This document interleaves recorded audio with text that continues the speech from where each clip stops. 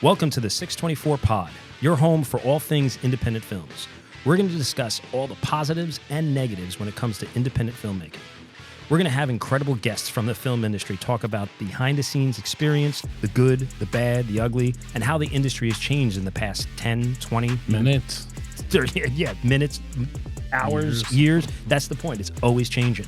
And of course, we will always focus on independent filmmaking right here in our state of New Jersey. I'm Tom Baldinger. And I'm Mark Riccadonna. All right, let's do this. So, Mark, we're here second season of 624 Pod, and we've got an amazing guest. But before I do that, I forgot to put the whammy on. Oh, you got to put the whammy on. I forgot to put the whammy on. So this is, folks who don't know, this is called a whammy. This is the Eddie Van Halen Frankenstein. That's awesome. Put the I can't. whammy. You know what? It's over here. Yeah, I know. I'm showing my age. Hold on. This is rock and roll, baby. Let me get on my bifocals. Right? I got to put that. Now it's official. Now it's official. Now it's official. Now it's got the whammy. So anyway, so this is so. Let me take off my readers. Why, dude? Well, I tell you, I just turned 48, and You're a baby. I don't feel like it. Oh, that's such a baby. And my family bought this for me as I'm a huge Van Halen fan, and that's the colors of 624 Productions is red, white, and black. Awesome. So we have an amazing guest today, and everybody can hear. I feel like I've known her for at least 20 minutes. Siobhan Fallon Hogan, thank you so much for coming on to 624 Pod. And first off, we want to talk about Shelter in Solitude, independent film. This podcast is about talking about independent filmmaking, specifically here in filmmakers here in New Jersey, the process of independent filmmaking, the do's, the don'ts, the successes, the failures. But before we get into that, tell us what's going on with Shelter in Solitude. Okay, so Shelter in Solitude, I wrote.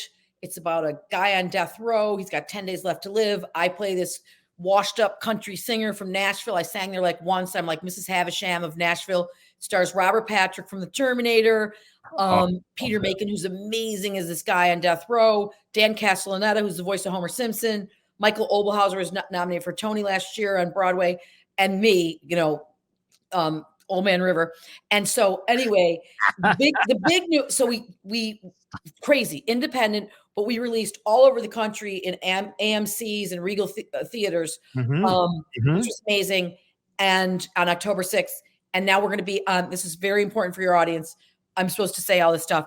December 14th, we're going to be on Amazon, Apple, iTunes, Google Play, all that. So we really need people to, pre-buy it if people buy movies or rent it on December 14th. All right. So you're going to see, it's going to be scrolling across the board here for our audience. So this is pre-recorded. So we'll put all that on there. We'll put the Shelter in Solitude. So give me those dates one more time. Give me that date one more time. Okay, so December 7th is the pre-sale, but December 14th, it's on Amazon, Apple, iTunes, Google Play, Vudu.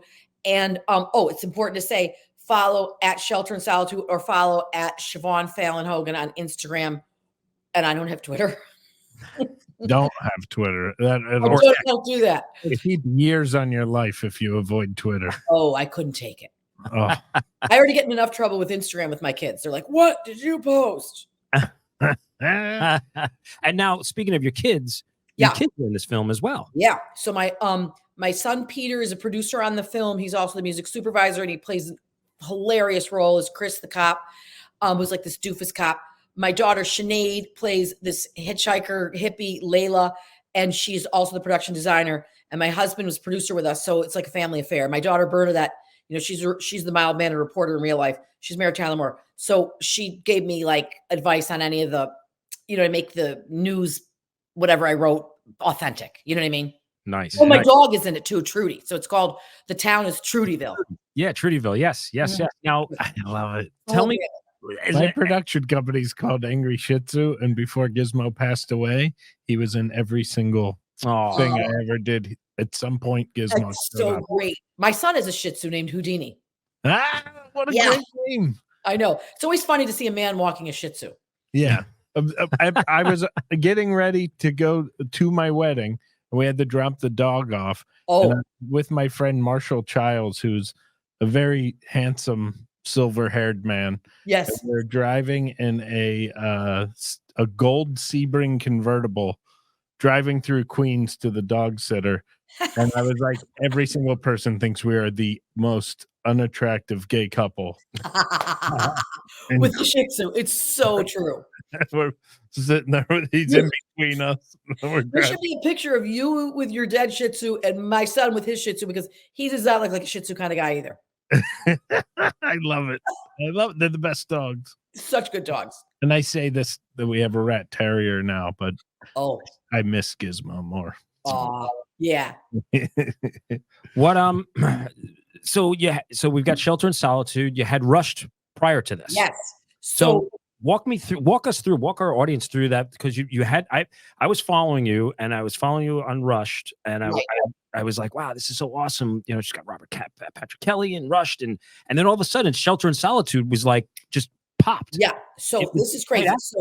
So I have 3 kids, and I'm not domestic in any way. Like, it's so sad. Like, Thanksgiving's coming, and I'm like, when can I set the table? Because everybody's like, get out of the kitchen. Like, my kids are not really good cooks because I was so bad. My husband's a really good cook. Anyways, my daughter Sinead is the youngest. She was going off to college 5 years ago, and I was like, what in God's name am I going to do with myself? So I thought, well, I've been in enough movies, that let me give it a whirl at writing. And I truthfully knew, that's why I always tell like kids and, like people that, if you want to do something, do it. Don't let people like, well, you've never taken a course in it and you've never done it. I was like, look, I've been in enough movies. Let me give it a shot. So I write Rushed. I sent it to, I did 3 movies with Lars von Trier. I sent it over to them. He's like, I like it a lot. I want to co-produce. So I sent it to Robert Patrick. He's like, I'm in. So I'm like, oh, I guess we got something here. So, we shoot it in Middletown, Red Bank, Rumson. We have the exteriors up in upstate where I'm from. And we put it out, and we get Vertical Entertainment buys it, does really well on Rotten Tomatoes. So honestly, I'm always like exhausted. I'm like, I'm so tired. And so we did the edit in France, which makes me sound fancy, but I'm not, because I did this Johnny Depp movie called The Professor. And literally when, you do a movie and it's your first time, you think, I just got to get through the filming. And you realize later the filming is like the tiniest percentage of the movie. Like Rushed, we shot in 24 days. Shelter in Solitude, we shot in 16 days. Yep. And now I realize how gross and selfish actors are, because you're like, oh my God, I worked so hard on that film. Like, you have no idea how much more work goes into it beforehand and especially after. And like so much work in post-production. I got this editor who had edited this movie I did with Johnny Depp, and I was over in France thinking I was fancy. We edit it. It's the decisions that have to be made. You're like, oh no, is this good? Like, is it not good? I'm really bad with endings. And there's lots of decisions. It's COVID hits while I'm over there, just when I get back. March 1st. I'm supposed to go to Denmark because Lars von Trier, they co-produced. I was supposed to go do the sound edit there. Can't go because everything gets shut down. So luckily with modern technology, we are able to do it remotely. And long and short of it, it's April 24th and everything's over. And now we got to sell it. And I'm like, I really need a break. I'm so tired. And I'm lying in bed one night, maybe like around May 1st. And all of a sudden, I think this idea comes to me about Shelter in Solitude, which is about a death row prisoner with 10 days left to live and his relationship with this washed up cougar wannabe, but no one will have her, country singer, who's a really good person, but people would judge her and kind of hate her. So because my father, my whole family's from Syracuse, hilarious, really great guy, really a character, was a lawyer. And everybody told him that he should take it on the road and he should perform. And he was always like singing and telling jokes and literally busting on people. At dinner, he'd always a lot of times tell us about his prisoners that he represented. And I say I'm from Syracuse to sound fancy, but really I'm from Casanova, so I'm a big hick. So every Sunday after church, we'd go to visit my cousins, the Sullivans, over in Pompey, and we'd pass the Jamesville Penitentiary, which is a pretty hardcore prison, which just shut down. Anyway, he would tell us about the prisoners he represented. So I was really obsessed, kind of like, with what it was like inside those prisons, because he told me they had their own language. He told me about visitation day, and I would think, what were those relationships like? So this comes to me. And then my father also wanted me to be a country singer. It's kind of the conglomeration of it all. That's and so. I have to have a warden because Robert Patrick's so great. And that's where it all came from. Very, very cool. Now, I saw or I read a story about Shelter in Solitude, and you've got a bunch of people from Syracuse as extras. I do, because wait a minute. I just realized Sinead. Yep. I call my daughter because my just realized this is going really low. What'd you do with that thing?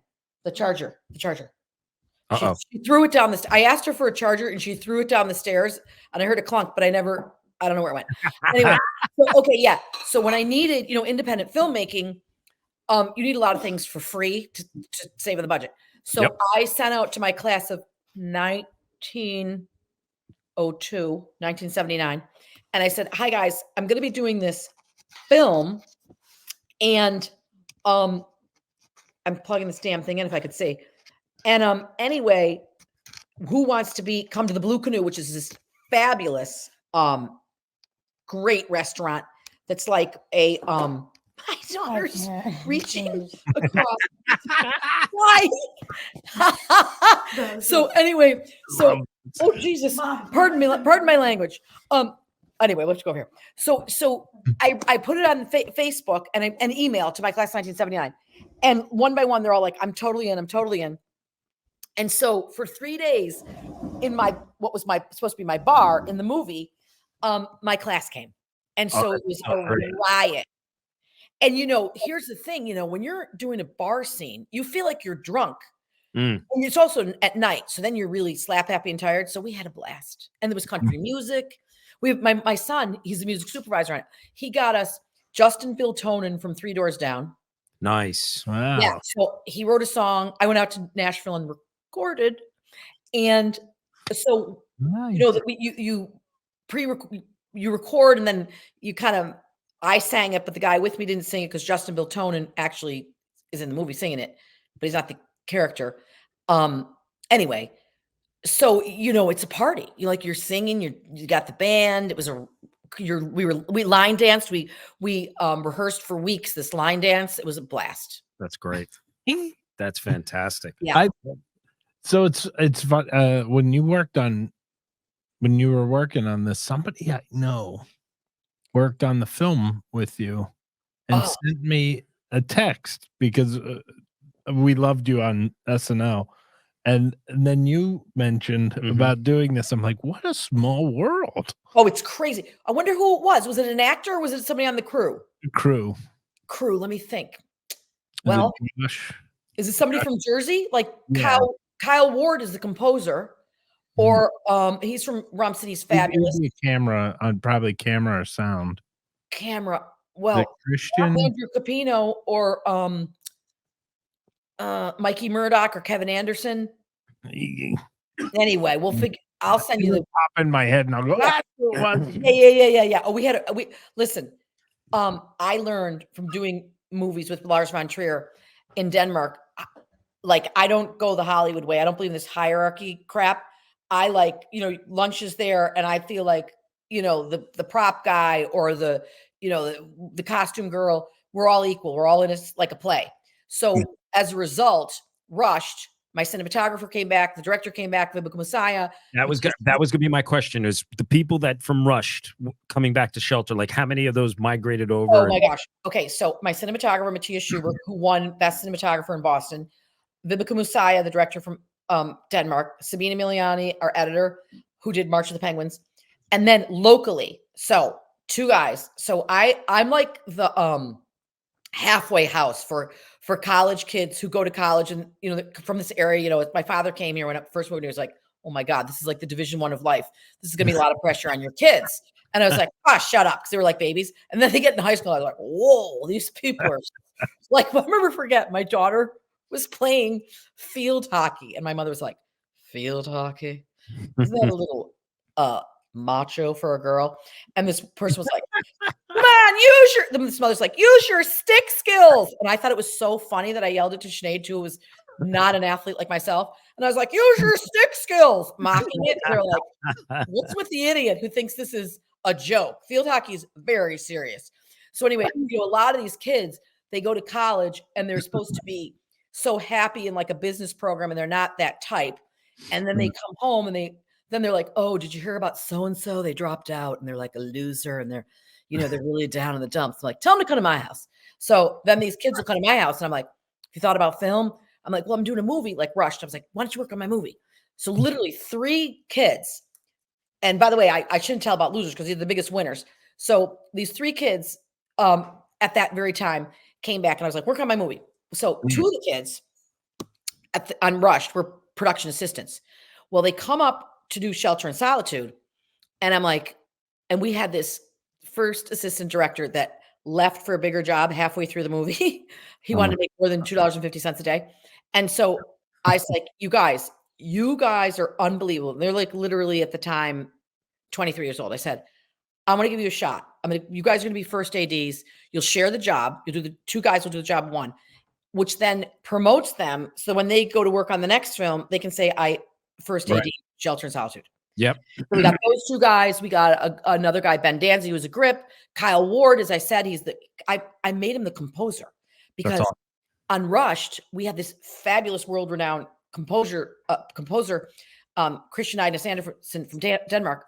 And because of COVID, he's amazing, but things got a little screwy. And so Kyle filled in and did a couple of songs. I'm like, this kid's amazing. So people were like, are you crazy? You can't have a kid that young. I was like, no, trust me. So now he's got this amazing credit under his belt, I love that. I love hearing that. You know what? That makes me feel so good. What you're doing, what you did. My production company, 624 Productions, we've been working with the same people for the past, 8 to 10 years. And it's about like working with the same people and bringing people in and bringing people up. Our makeup artist, Jill Olson, right? Oh, she's the best. So Jill's daughter, Gianna, she was a PA on a couple of our projects. Right. Now she's at Monmouth University and she's doing production and she's like, it's amazing. She's like, thank you so much for 624 for, getting that start, Now, again, I'm not on the level of you're at, so I'm doing any comparison here, but I'm saying is like, it's just that building and that family, building that family. Absolutely. And I also I want to throw in also Lauren Kunkar from Brookdale. She's one of the producers on the film. She does the Garden State Film Festival every year. Actually, Lauren's going to be on our on season 2 with us. Yeah, she's awesome. And Brian, her husband, and my husband. So, but this is the great part too. I'll never forget the first time. My very first movie was Greedy with 5,000 years ago. Michael J. Fox and Kirk Douglas. Phil Hartman played my husband. Anyway, I was like, I did not know what in God's name I was doing. Yeah. Well, that wasn't my first film. I just lied. The Paper was with Glenn Close. And I remember she said, do you want to run lines? We were in this elevator. And I was like, sure. And she said, and the line was, get me a dinner with Bobby De Niro. She was a newspaper woman and I was supposed to be her secretary. Right. Yes. And she whispered, she was like, do you want to run lines, Siobhan? And I was like, sure. And she's like, get me a dinner with Bobby De Niro. I could not hear what she was saying. And I was like, oh my God. And that very instance, I was like, oh my gosh, this is how quiet you talk when you're in film? I was like, I don't know what I'm doing. And they're like, hit your marks, camera left, camera right. I did not know what I was doing. But so my kids and their friends, and if they say they want, I'm like, look this is just like someone who owns a donut shop and their kids know how to make donuts. Naturally, they're going to make a good donut. So my kids, they're used to being on sets and then say, bring other kids because I would love to share because I feel, look, I did not like that feeling of not knowing what in God's name I was doing, but I also don't like people that have someone new and being like, like they like to make a fool of you, but anyway, so I think that the film business and this area, as you're doing, like I'm doing a film tomorrow down in Point Pleasant. We're having so much work come to the area. It's fantastic. No, and that's what we want. That's what we're trying to do. We had David Schooner from the New Jersey. Oh yeah, he's awesome. He's fantastic and so helpful. Hillsborough, where I'm from now, where I live now, I've been living there for 12 years. Hillsborough was. So we did a couple things, 624, we did a couple things in Hillsborough. We had Sean Lapani, who's the mayor of Hillsborough, on, and after we did a couple films in Hillsborough, he's like, you know what? We need to bring more stuff. And so now Hillsborough is a film ready town in New Jersey. And it's got some great areas. And, you know, so New Jersey's got some great spots. There's got some fantastic talent. And, you know, the more filmmaking that we can do here. Yes. It's fantastic. In fact, actually, this little short film that we got hired to do, he wants me to find a spot in New Jersey, like a coffee shop in Hillsborough or Somerset County. I was like, I have to tell you, I would say one of my favorite things to do is location scouting. I like to do it myself. I think it's so fun and so interesting. And I don't know about you, but having now produced and written these movies and stuff, it has ruined going to the movies for me because I'm like, oh my God, look at that table. There's 2 beers and they don't look like real beers. One's full, one's not full.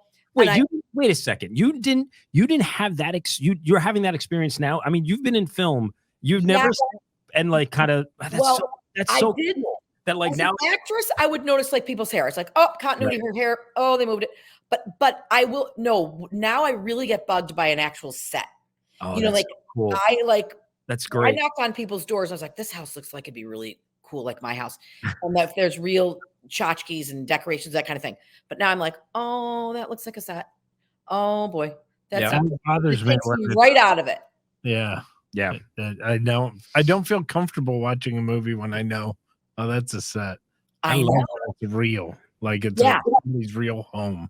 And now because of my son with the music, now I'm like, oh my gosh, if the music isn't right or they skip genres too much and it doesn't go, I'm like, or I'm like, oh no, they should have started some music here. This is getting a little dull. You know what I mean? It sort of is. Or if it's too synthesizery. Yeah. Like you go like, oh, that's not a real. I know.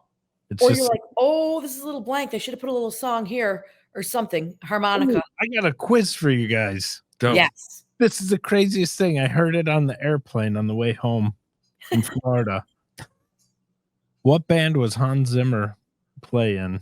He played bass guitar in. Oh. Oh, God.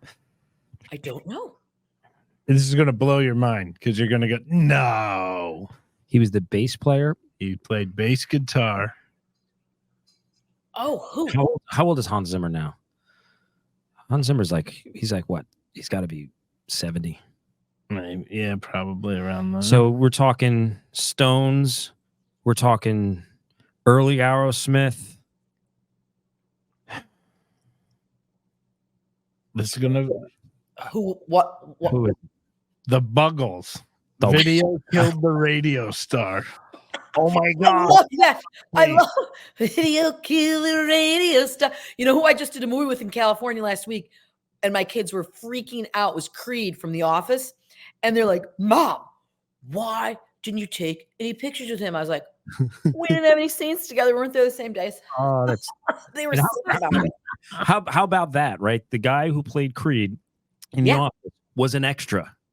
He started as an extra. No way. You look up if you look it up on I love the internet stories like that. He was an extra, and he basically just impressed. I'm not sure if it was the creators, the producers, or really runner. He was a presence. And you know what? You know who I heard the same thing about that was John Hamm.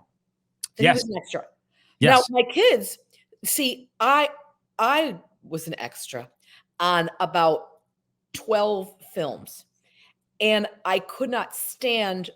Well, first of all, my first extra job was on As the World Turns, and there was the soap opera, and there was supposed to be a fire, and they were like, could the background please react to the fire more?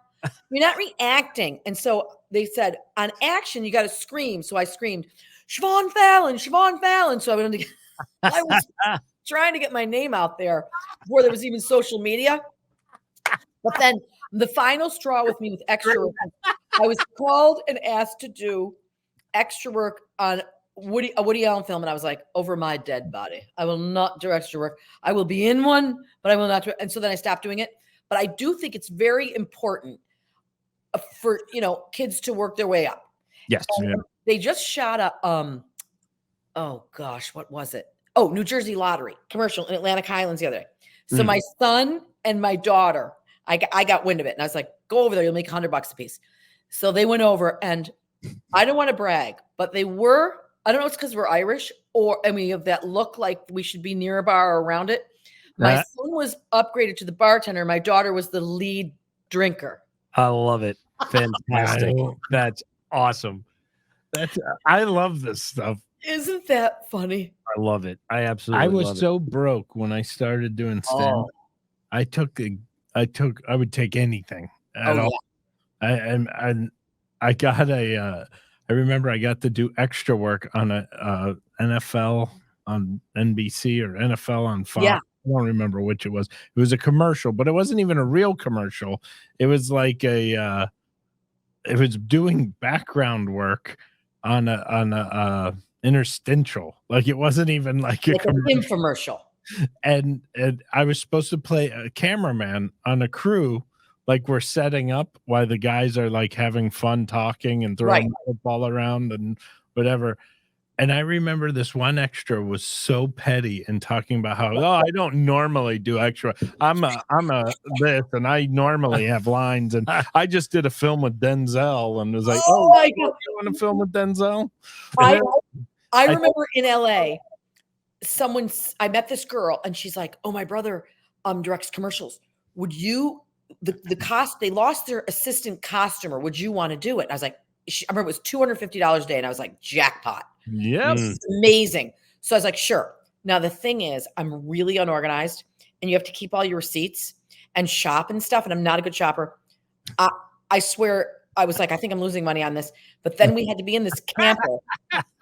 Like we call them upstate campers or Winnebagos, whatever they call them. Yeah. And I remember so the wardrobe people were in the same. I know I was a wardrobe person. The makeup people were the same. And I remember I was hanging clothes up. And it was like clink, clink, clink. And this makeup artist said, wardrobe girl, can you not clink the hangers? And I was like, I'll show you. And I was like, this is awful. But it's so good to see that, behind, all the work that goes into it. This dude was so like, oh, I don't normally. And I was like, you're an extra today. Yeah, exactly. We're all extras. And I took the gig. I doubled my money because they're feeding us today. Like, that's how exciting and broke I am. Exactly. I mean, I taught English as a second language in LA back in the Reagan era when students got paid. Like I had students from South America and Iran and Japan. Wow. And I loved them, but I was literally didn't speak a lick of, they had this whole theory of how to teach when you didn't know the language, which was insane. So I would teach them nursery rhymes. Well, that's not even part of my story. My story is that you realize who cares about any of it. Like I remember one time I had a call back for the Carol Burnett show. She's gonna have this new show. And I was like, guys, they were all from Latin America in this particular class. I have a call back for the Carol Burnett show tomorrow. Like, I think I was like a little smug and bragging. And Stella, this woman from Venezuela, said, Miss, who is Carol Burnett? And I thought, you know what? I am an idiot and an ass. Why? Because when it's all over, no one cares. Right. You know what I mean? So, like, don't treat the extras any different than you treat the big star. The star, exactly. Now, Siobhan, you said you were talking to us earlier about you started out in theater. Oh yeah, you were a big theater, musical theater. So, well, I wanted to be musical theater, but I didn't have a high enough voice. Like, so I went to a little college, Lemoyne, up in Syracuse, and then I was like, oh, I can't go to New York City because I'm scared of my own shadow. So I went to graduate school in Washington D.C. to Catholic University. Sticking with the theme, and John Slattery from Mad Men, when at the time it was like kind of like something.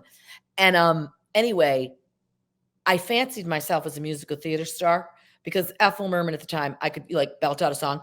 But then I got to New York City and I would go like stand online for equity auditions, and they were like, "Okay, you like got 16 bars." And I was like, there's no business like show, but they'd be like, "You can leave."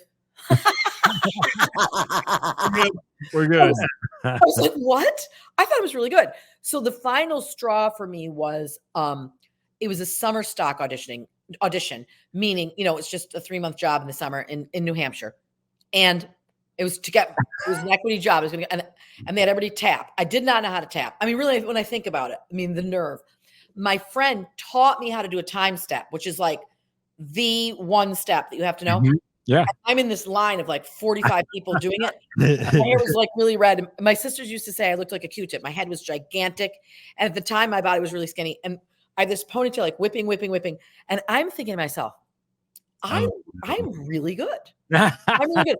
And the director's like, okay, stop. And you hear like, and all these, like, 40 feet. So that's 80 feet. 40 people, 80 times 2 is 80 feet. Stop. And he's like, girl with the red ponytail, come here. And I was strutting over to him and I was like, someone finally realized how great I am. And he said, what's your name? And I said, Siobhan. And he said, you can leave. And I was like, oh my God. So I was like, I remember I had like $5. And I was like, I'm splurging and taking a taxi because I'm so depressed.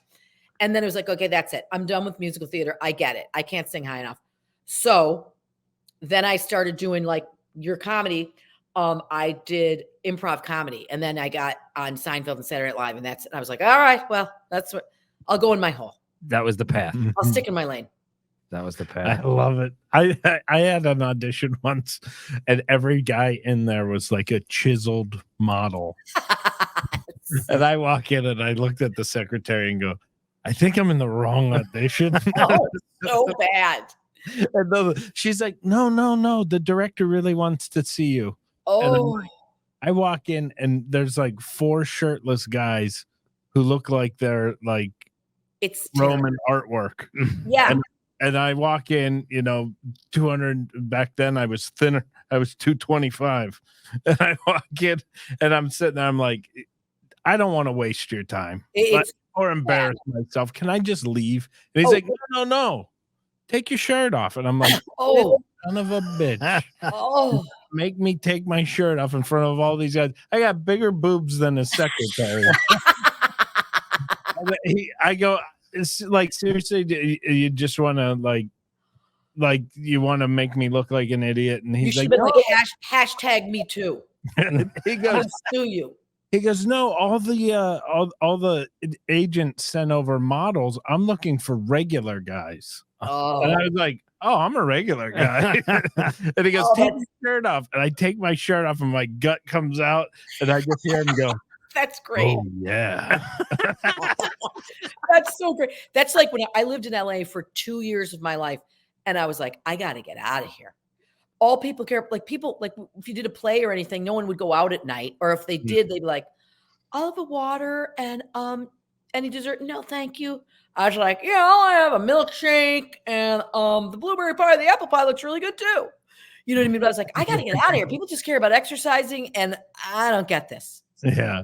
I haven't read a book, but they read the side of everything they eat. So and they know the ratings for everything. I was like, who knows ratings? Yeah. I honest to God, until I got on the other side of the camera, people would be like, oh, this movie was directed by, I'm like, I don't give a shit. Exactly. But on the movie Greedy, the one I was telling you about before, I didn't even know, this is the God's honest truth. I didn't even know like labels of who was important. I was standing at the craft food service table and I was just so excited there was free brownies and things like that because I was so poor. And I was like, so great in my head. And I'm standing next to this little guy. And I was like, hi, how are you? He's like, hi. And I was like, what's your name? He's like, Brian. I go, I'm Siobhan. And he goes, I'm Brian Grazer. I go, hi, Brian. What do you do on this? And he's like, I'm the producer. I go, oh, that's really good, right? And he's like, yeah. And then I'll never forget when I pulled out in my Toyota Corolla like rental car, and he was in this like fancy car. And I was like, oh, he must be producer. Must be a good job. Brian's doing quite well with his producer. Like, that's good for you. The first film that I directed, it was a short film. It was 13 years ago. And I was doing plays because I was a musical theater from Wagner College. So I did plays, throughout college. And then after college, I actually went to Mike Nichols acting school for my master's in acting. Oh, and after it was a 2-year program. And after the first year, I realized I'm a terrible actor. So I got out of it. And I started working at the Visiting Nurse Association in Red Bank. I was overnight security. And I was like, what am I going to do with my life now? Right. So then I wrote my first. At that point, you're overnight insecurity. Oh, completely. Would that be the worst stage? of your life? Oh, it was, well, I mean, graduated college. I had a degree in theater, and I was working security. And I wrote my first play, and I put the play on. We put it on in the city. I raised money through friends and family. Fast forward to, I got money to do, because we put it in a couple different community theaters in New Jersey. Right. Kind of like a tour of community theaters in New Jersey. And it was getting people were liking it. And, not just friends and family, but odd, and then I had this one guy who's a stage manager, who's now one of our DPs, Jeff Sesselberg, who's been with 624 since the beginning, came up to me and he goes, you should do this as a movie. And I was like, yeah, let's do this. But of course, then we were like, holy shit. Now we gotta learn how to do that. How we do, he goes, well, I went to school for film, and I've got equipment. I've got a crew of young guys who we all graduated last year. And I was like, all right, well, let's put this together. Mind you, this is now the 624 people who have been doing it now for 12, 13 years. So, but we were on set, right? So I raised money again through friends and family, decided to do it as a short film. And I was all excited. I was like, oh, this is great. So Jeff's there with the camera, right? And he's like, all right, I give the direction of, I'm like, all right, I'm going to have the girls come down the stairs and the camera. And I had in my eye, we did storyboard. I learned so much from Jeff. Right. And we're standing there and all of a sudden the slate comes in, and then we go, all right, speed, sound. All right. And it comes over, and it's just silence. And I'm standing there behind the camera with Jeff. And then all of a sudden it looks like a good 10 seconds. And then Jeff turns to me and goes, you can say action now. Oh, I got it. Oh, this is when I say action. He goes, yes. And he's like, all right, go ahead, do it again. Cut sound. And I was like, all right. That's brilliant. Did not know when to say action. That's so great. The truth is, I always say to the kids, your lows are when you come up with something like that. So here you are at security, and you're like, I'm going to write a script. Do you know what I mean? Like the artistic moments. So I tell my kids, I'm like, look, when you're following an artistic path, you're not going to have the same. I'll never forget a Catholic youth. This guy came to talk to us, and he was 38 years old. And I thought that was ancient. And he was on Broadway, and he was like, guys, look, life is not a track meet. People in business and those kind of things, they're going to quote unquote make it or be successful early on, but you can't judge yourself upon that. And it's so true. You know what I mean? Right. And also the lows are actually, and every time I've ever written anything, it's like when you're like, okay, my phone is definitely not ringing. And maybe I'll write something, because if no one's casting me, I'll cast myself. Let me ask you about the writing process real quick, because I was talking. We're going to have Dan Lauria for our next episode, and I was having dinner with Dan last week, and he's a big writer. He loves writing. He actually has a play. Right. He's going to be putting on off Broadway. It's bringing awareness on dementia. Oh, wow. It's gonna be really. I read it, and I saw the preview video that he did privately, and it's really awesome. I can't wait for this. But in any event, we were talking about writing, and I want to ask you. When I'm writing, it's funny for me.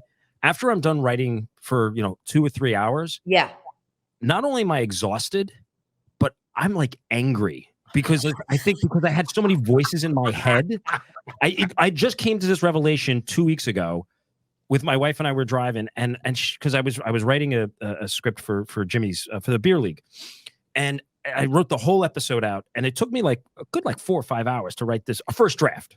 Right. I remember getting in the car, and I got nasty with my kids, and my wife looks, she goes, why are you? And I couldn't figure it out until an hour later. I went, that's it. I'm so angry because I have all these voices in my head. When you write, okay. I'm not kidding you. I think I have psychotic episodes. I get it so into it, but I really don't know it, that I'll think during Rushed, for example. So it's about a fraternity hazing. Yeah. And I would call up my son, what are you doing? And he's like, nothing. I'm like, let me tell you something. And he's like, okay, listen, crazy. That's not me. That's the person you're writing about. But I also, I will, honestly, this is a crazy comparison. I used to ski a lot because I was from upstate. Uh-huh. And when you feel like you did something really accomplished, I kind of get a high off it. You're like, huh. It's almost like you go into this other world or something. It sounds insane. But you almost have this cathartic where you're really in it. You know what I mean? Narnia, you get zipped in, you're like, whoop, and then you come out and you're like, oh. So I love it when I have an idea. Right now I'm I actually wrote a play that we're going to be doing a reading of in about my crazy Irish sisters. And when my mom died 2 months before she turned 97, and I wrote this play about, it's called Mom's Last Day, but it's like the last week of her life jammed into a day. And it's about my sisters, like, and how we like kind of overlap each other. And like my one sister's really Catholic, and she's like, don't talk about that. We can't talk about anything. My other sister's like, why can't we talk about that? And so like literally I'm like laughing and like call them up.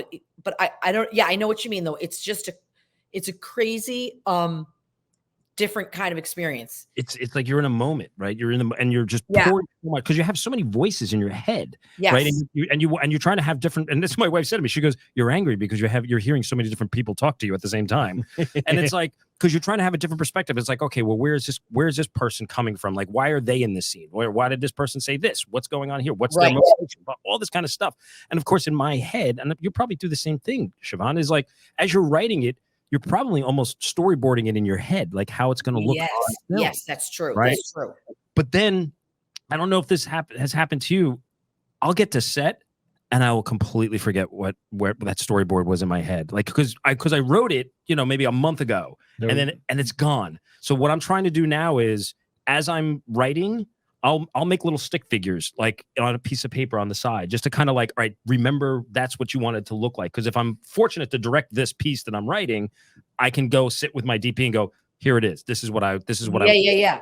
Well, weirder too is like, I mean, with both Rushed and Shelter in Solitude, it would be like maybe 2 weeks or something before the movie, and I'd be like, oh my God, I don't know my lines. And I literally mean my lines. And so what I did was, and I love this so much, I would go down to Spring Lake, get an Airbnb.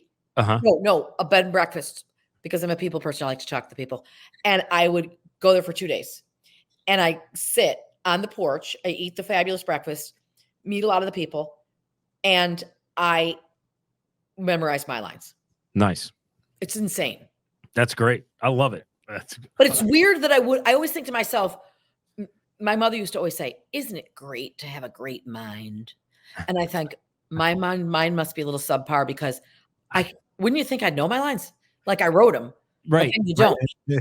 Yeah, because you sound like similar to myself. Like you're doing so many different things, right? You're wearing so many different hats, and you got so many different gears going on that, you're bound to. I mean, I think the fact that you don't know your lines, but you got everything else in line. Yeah. Well, I'm speaking of that. So, that reminds me of when I took my kids around to college, there was this lady. We looked at Georgetown, which was ridiculous because my daughter, we weren't getting in there, but I think we just thought maybe that was something to do. And anyway, I remember the guy kept going, speaking to that. I was like, stop saying that. But anyway, now I'm saying it. So my director, so she's Danish, and she'd be like, and I'm producing with my husband and my son. She did Lost in Africa, right? So she did. Yep. Matter of fact, her children, she married a man from Africa. Her name is Vibeke, which is a very common Danish name. Yeah. Musaya. Her husband, her kids are half African, half Danish, which is fascinating. So anyway, I would be like, have my phone with me, and in between, could be like crying or screaming or laughing with the scene or whatever. And then I'd be like texting my husband, like, are the porta potties clean yet? And when is the lunch getting here? And make sure there's something for the gluten-free girl. And she'd be like, Siobhan Fallon Hogan, give me that phone. Stop producing. You must be Valerie. That's the character in Shelter in Solitude. And I was like, and literally one time she's like, got this grip to take my phone. And I was like, who's got the phone? I will pay somebody to give me that freaking thing back. I've got it. This isn't funny. I've got to keep doing this. But and then I don't know if you feel this way, but then when it's all over, there's like this down period where you're like, oh no. Yes. I get so depressed when a project. So depressed. Yeah. And I had to do a lot of press for Shelter in Solitude. So that kept you up. Well, it was crazy. And you're like, and I always remind myself not to complain, because Rushed, I was like, I can't do all this. Yeah. Like, and I was like, enjoy this. And I remember I luckily did the Seth Meyers show, which was so lucky. And then I had to fly to Boston. And like, I was so crazy that the person at the TSA or whatever you call them at the airport is like, you can leave please leave your computers in your suitcases. And I was like, I've never heard of that before. So I did. Yeah. And then I go through and you got to wait, for your suitcase to come through and the thing stops. And everybody's like, where's our suitcases? Where's our suitcase? And I go, somebody's computer jammed the conveyor belt. And I was like, what an ass in my head. I get to the hotel room in Boston. I have no computer. I'm like, oh, it was me. I honestly didn't even care at that point because I was so exhausted. But I remember that I went on the show up there and I told the girl, I said, I'm so dead. I go, it's almost over. It's almost over. She said, yeah, but when it's over, the down times. And I go, right. Yeah. And then, of course, a couple weeks later, it was like, wah, wah, wah. Now I'm like, wait, this movie come out on. Wait, good. Nope. Oh. Nope. Yes. I'm like, I gotta get off my high horse because now back to the doldrums. My football coach said this in high school at our whatever it is at the end of the year we have the big dinner, and he was like, Mark is the only person I ever met who, when it was the last week of practice, was just downright pissed off. But it's the same way with when I was at the American Academy for school. Yeah, it would be like the last show. Oh, and I would be so angry. And people were like, aren't you excited? We get new plays next week. This is it. We're done with this one. But I spent so much time with this guy. Well, this is the thing too. I'll never forget one time, in Red Bank lunch break, I was bringing old clothes or something, and this lady said to me, "Oh, my son, you're from Rumson? Yeah, my grandson played under the lights at Rumson. Problem is going there is they think the rest of their life is Friday night under the lights, and you get to college and it's not. So it's lucky to have these highs, but then the lows sometimes I think are rougher. Yeah. No, for sure. But it's also in reverse. When you have really hard lows and something good happens, you really appreciate it. Oh, you so appreciate it. You're like, yeah. You skyrocket. So awesome. Siobhan, we could sit here and talk for. I know. Oh my gosh, it was great talking to you. Thank you so much for supporting me and having me on and supporting the movie, because as you know, it's so important for people to watch Shelter in Solitude on December 14th, and for all of us independent filmmakers to support each other. No, 100%. So real quick, we do this with all of our guests. I didn't prep you for this question. I never prepped the guest with this question. That's good. So name for us your 3 favorite films. Oh, my 3 favorite films. Okay. Right now. It doesn't have to be okay, really quickly. Oh, yeah. So I love The Sound of Music so much. Wow, we've had a couple classics. I love The Sound of Music so much. Love Rocky. But I have so many others. I love Peanut Butter Falcon. I have so many other 3. There's some new ones that are amazing, like Phantom of the Open, and I don't know. But I like those old. It reminds me of my childhood too. Like my 16th birthday, I went to see Rocky, and my father let me take the car, and I like 16 girls piled in there, and I forgot to turn off the lights, and the battery died, and I called up my father, and I said, Dad, it's my birthday, the battery died. And he goes, figure it out, you asshole, and he hung up. And I was like, just all those times were so fun that I associate it with the movie. Love it. That's it. Rocky is one of the best class. I mean, and if Rocky was made today, it's an independent film. Well, I mean, I was about to say that was like the success story of an independent film. It's an independent. And what I have to say too, the John Cassavetes, Gloria, and Woman Under the Influence. Nice. I mean, he's my influence as far as an independent filmmaker. Awesome. Thank you so much. This was awesome. All right. So, no, stay with us here. So we just have to mention our sponsor is Central Jersey Nursery in Hillsborough, New Jersey. So perfect sponsor for this time of year. By the way, Siobhan, happy Thanksgiving to you and your family. Happy Thanksgiving to you guys. So Central Jersey Nursery, they've got some great Christmas trees. If you're get a nice Christmas tree, get a nice, beautiful Christmas tree. And a good tree, put a nice angel on top. You can do that because you're Italian. I'm Irish. If I try to do that, I look like an idiot. Make your Christmas tree nice this year. Make sure you tip those guys who are putting the Christmas tree on your car, right? That's right. Get a nice tiramisu, maybe cannoli. Siobhan, thank you so much. Thank you so much. Have a great Thanksgiving.